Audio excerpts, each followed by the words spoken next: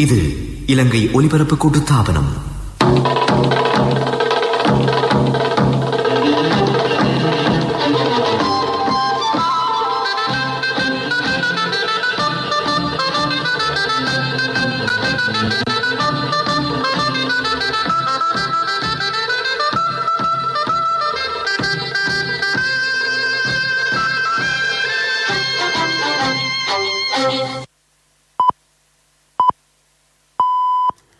நேரம் 6 மணி.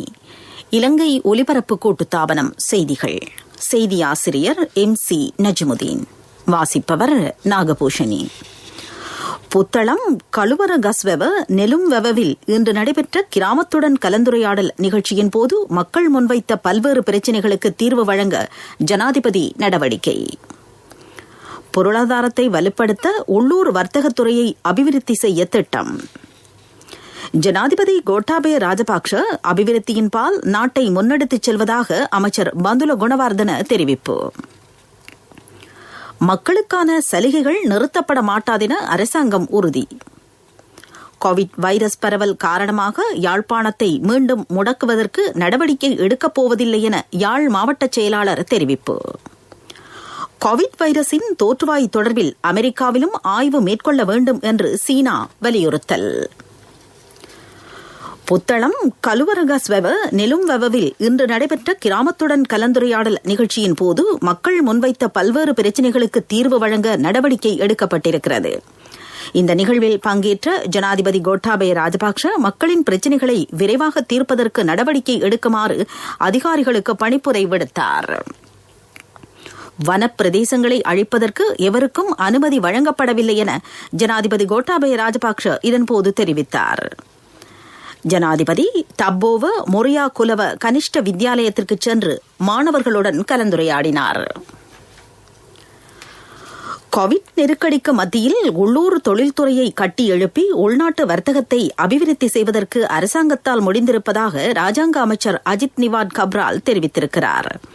இதன் மூலம் தேசிய பொருளாதாரத்தை வலுப்படுத்த முடிந்திருப்பதாகவும் அவர் சுட்டிக்காட்டினார்.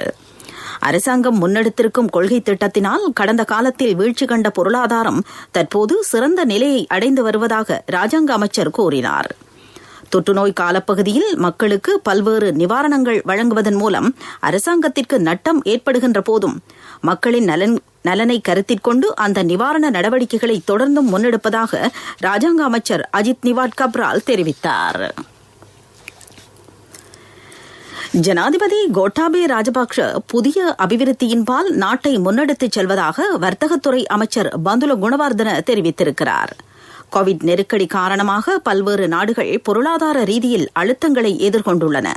இருந்தபோதிலும் அவ்வாறான நெருக்கடிகளை வெற்றி கொண்டு நாட்டை முன்னோக்கி கொண்டு செல்வதற்கு தற்போதைய அரசாங்கம் நடவடிக்கை எடுத்திருப்பதாக அமைச்சர் குறிப்பிட்டார்.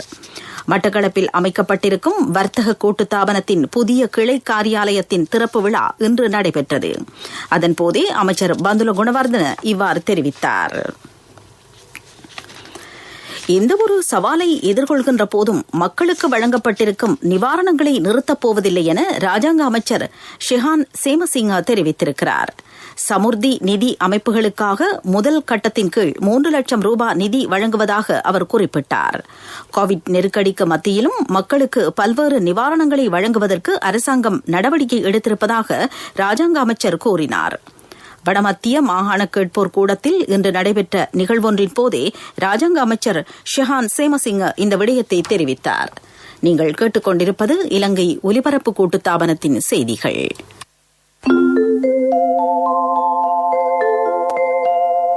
HTFC ஸ்மார்ட் கோல்ஸ் குறுகிய காலத்தில் பெரிய பெரிய டார்கெட்டுகள்.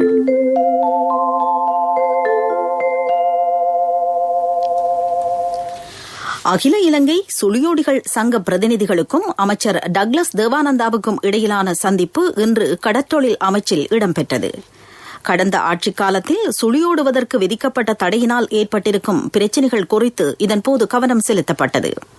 இரவு நேரங்களில் கடலில் சுழியோடும் தொழிலுக்கு விதிக்கப்பட்டுள்ள தடையை நீக்குமாறு அமைச்சரிடம் கோரிக்கை விடுக்கப்பட்டது. கடல் அட்டை பிடிப்பவர்களுக்கு இரவு நேர சுழியோடும் தொழில்முறையே பொருத்தமானது என சந்திப்பின் போது சுட்டிக்காட்டப்பட்டது.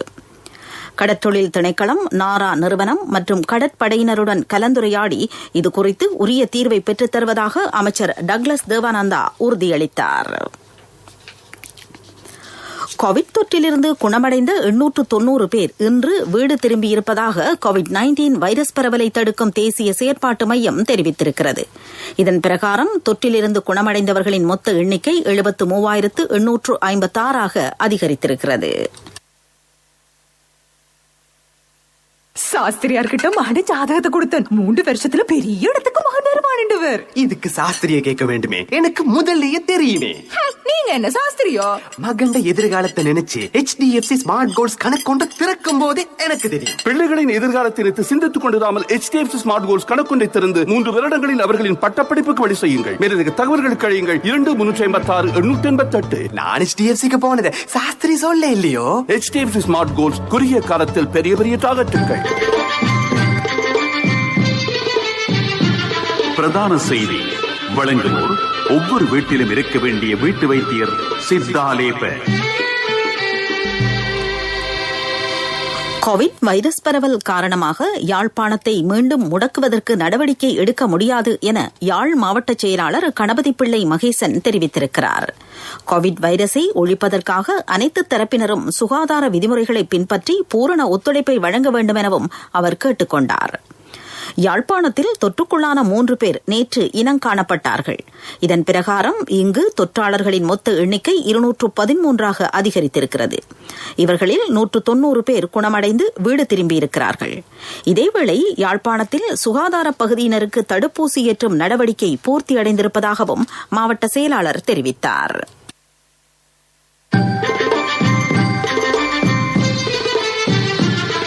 பிரதான செய்தி வழங்கியோர் ஒவ்வொரு வீட்டிலும் இருக்க வேண்டிய வீட்டு வைத்தியர் சித்தாலேப.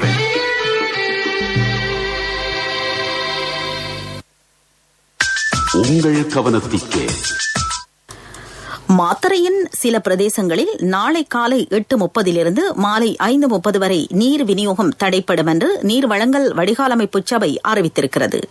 இதன் பிரகாரம் உயன்வத்த, பண்டகசாலை வீதி, காலி வீதி, வல்பல்ல, வேரகம்பிட்டிய, பிலத்துவ, குமாரதாலை மாவட்ட, ராகுல வீதி போன்ற பகுதிகளில் நீர் விநியோகம் தடைப்படும்.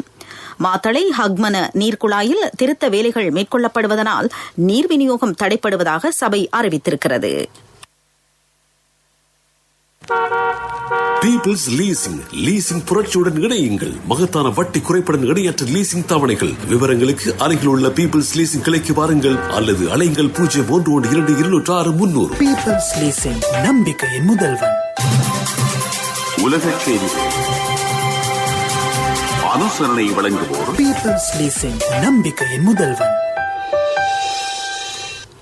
கோவிட் வைரஸின் தோற்றுவாய் தொடர்பில் அமெரிக்காவிலும் ஆய்வு மேற்கொள்ளப்பட வேண்டுமென்று உலக சுகாதார ஸ்தாபனத்திடம் சீனா வலியுறுத்தியிருக்கிறது. கோவிட் வைரஸின் தோற்றம் பற்றி சீனாவின் வூஹான் நகரில் உலக சுகாதார ஸ்தாபனத்தின் நிபுணர் குழு ஆய்வு மேற்கொண்டது. எனினும் வூஹான் நகரில் அமையப்பெற்றிருக்கும் அறிவியல் மையத்தில் இருந்து கோவிட் தோற்றம் பெற்றதற்கான ஆதாரங்கள் நிரூபணமாகவில்லை என தெரிவிக்கப்பட்டிருந்தது.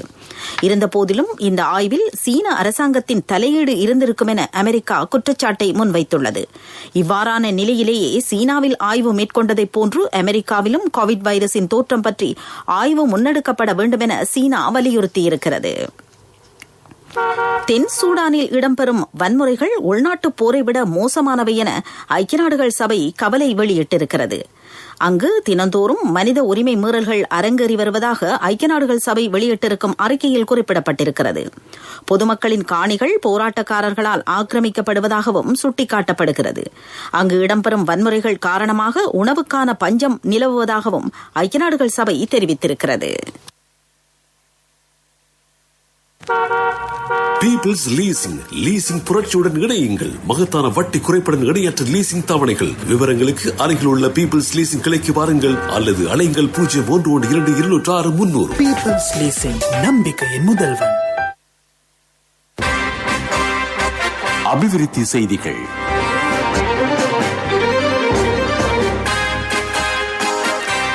நெல் கொள்வனவு கொள்வனவு செய்யும் நடவடிக்கை வெற்றிகரமாக முன்னெடுக்கப்படுவதாக நெல் கொள்வனவு சபையின் தலைவர் கலாநிதி ஜெட்டால் மானப்பெரும தெரிவித்திருக்கிறார்.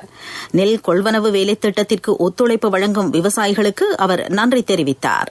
இதேவேளை நெல் கொள்வனவு தொடர்பில் எதிர்க்கட்சி முன்வைக்கும் குற்றச்சாட்டு உண்மைக்கு புறம்பானதென ராஜாங்க அமைச்சர் சசீந்திர ராஜபக்ஷ தெரிவித்துள்ளார். விளையாட்டுச் செய்திகள். ஆஸ்திரேலிய பகிரங்க டென்னிஸ் தொடரின் பெண்கள் ஒற்றையர் பிரிவில் ஜப்பான் வீராங்கனை நவோமி ஒசாகா வெற்றியீட்டியிருக்கிறார். இன்று நடைபெற்ற இறுதிப் போட்டியில் ஜெனிஃபர் பிராடியை நவோமி ஒசாகா எதிர்கொண்டார். மெல்பர்ன் நகரில் நடைபெற்ற இந்த போட்டியில் 6-4, 6-3 என்ற நேர் செட்களில் நவோமி ஒசாகா அமெரிக்க வீராங்கனை ஜெனிஃபர் பிராடியை தோற்கடித்தார். இதன் மூலம் இந்த வருடத்தின் முதல் கிராண்ட் ஸ்லாம் அந்தஸ்து பெற்ற ஆஸ்திரேலிய பகிரங்க டென்னிஸ் போட்டியில் பெண்கள் ஒற்றையர் பிரிவின் சாம்பியனாக நவோமி ஒசாகா முடிசூடிக் கொண்டார். முதலாம் தரத்திற்கு சேரவிருக்கும் சின்னம் சிறார்களுக்கு தேசிய சேமிப்பு வங்கியின் ஹப்பன் கணக்கின் ஊடாக 1000 ரூபாய் சேமிப்பு, நாடு தழுவிய பரந்த கிளைகள் மற்றும் உப தபால் காரியாலய வலையமைப்பின் ஊடான கொடுக்கல் வாங்கல் செய்யும் வசதி. வர்த்தக செய்தி அனுசரணை. தேசிய சேமிப்பு வங்கி, உங்கள் பணத்திற்கு பாதுகாப்பான இடம். கடந்த வாரத்துடன் ஒப்பிடும்போது இன்று மெனிங் சந்தையில் மரக்கறிகளின் விலை குறைவடைந்திருப்பதாக மெனிங் வர்த்தக சங்கத்தின் செயலாளர் காமினி ஹந்துன்கே தெரிவித்திருக்கிறார். நாட்டின் பல்வேறு பிரதேசங்களில் இருந்து தற்போது குறிப்பிட்ட அளவான மரக்கறிகள் கிடைப்பதாக அவர் கூறினார். ஆகவே மரக்கறி வகைகளின் விலை எதிர்காலத்தில் மேலும் குறைவடையும் என அவர் தெரிவித்தார். வர்த்தக செய்தி அனுசரணை. தேசிய சேமிப்பு வங்கி, உங்கள் பணத்திற்கு பாதுகாப்பான இடம். 2021 ஆண்டில் முதலாம் தரத்திற்கு சேரவிருக்கும் சின்னம் சிறார்களுக்கு தேசிய சேமிப்பு வங்கியின் ஹாப்பன் கணக்கின் ஊடாக 1000 ரூபாய் சேமிப்பு, அதிக வட்டி வீதம், சேமிப்பு கணக்கிற்கு 100% அரசு பாதுகாப்பு, புலமை பரிசில் பரீட்சைக்கான முன்னோடி வினாப்பத்திர கொத்து உட்பட நாடு தழுவிய பரந்த கிளைகள் மற்றும் உப தபால் காரியாலய வலையமைப்பின் ஊடான கொடுக்கல் வாங்கல் செய்யும் வசதி. நீங்களும் இன்றே உங்கள் செல்ல பிள்ளையின் எதிர்காலத்திற்காக ஹப்பன் கணக்கொன்றினை ஆரம்பியுங்கள். நிபந்தனைகளுக்கு உட்பட்டது. உங்கள் பணத்திற்கு பாதுகாப்பான இடம் தேசிய சேமிப்பு வங்கி. பொருளாதார செய்திகள் அனுசரணை. அண்ணா 31க்கு நீங்க மகளுக்கு தங்கம் வாங்குவீங்கன்னு நான் எதிர்பார்க்க இல்ல. எந்த தங்கத்துக்கு தங்கம் கொடுக்க முடிஞ்சது எந்த LOLC கிரெடிட் கார்டு இருந்ததால. LOLC ஃபைனான்ஸ் கடன் அட்டை உங்களை மேலும் உயர்த்திட. அரசாங்கத்தின் நெல் கொள்வனவு தேசிய வேலைத்திட்டத்திற்கு அமைய 1 ஹெக்டேர் வேளாண்மை செய்கையில் 1000 கிலோ நெல்லை வழங்குமாறு அமைச்சர் மஹிந்தானந்த அலுத்கமகே விவசாயிகளிடம் கோரிக்கை விடுத்திருக்கிறார். விவசாயிகளையும் நுகர்வோரையும் நெல் மற்றும் அரிசிக்கான மோசடி வர்த்தகர்களிடம் இருந்து காப்பது அரசாங்கத்தின் நோக்கமாகும். சித்திரை புத்தாண்டுக்கு முன்னர் 97 ரூபாவுக்கு நுகர்வோரால் அரிசியை கொள்வனவு செய்யக்கூடியதாயிருக்கும் என அமைச்சர் கூறினார். அரசாங்கத்தின் நெல் கொள்வனவு திட்டத்திற்காக 1665 கோடி ரூபாய் ஒதுக்கப்பட்டிருக்கிறது.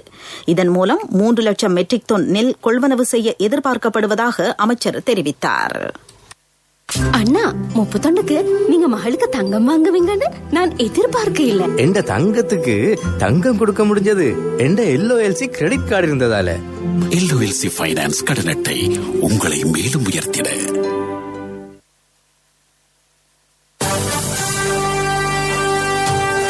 காலநிலை அறிக்கை.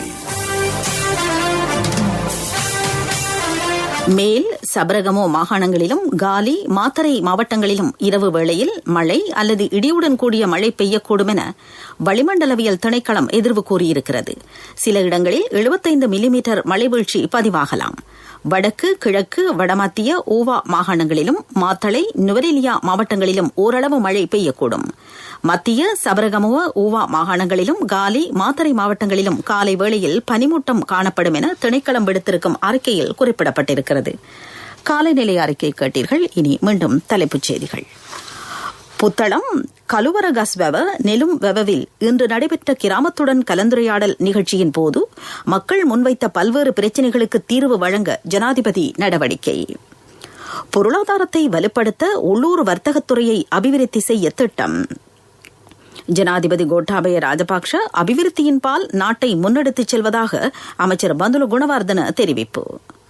மக்களுக்கான சலுகைகள் நிறுத்தப்பட மாட்டாதென அரசாங்கம் உறுதி. கோவிட் வைரஸ் பரவல் காரணமாக யாழ்ப்பாணத்தை மீண்டும் முடக்குவதற்கு நடவடிக்கை எடுக்கப் போவதில்லை என யாழ் மாவட்ட செயலாளர் தெரிவிப்பு. கோவிட் வைரஸின் தோற்றுவாய் தொடர்பில் அமெரிக்காவிலும் ஆய்வு மேற்கொள்ள வேண்டும் என சீனா வலியுறுத்தல். இத்துடன் செய்திகள் முடிவடைந்தன.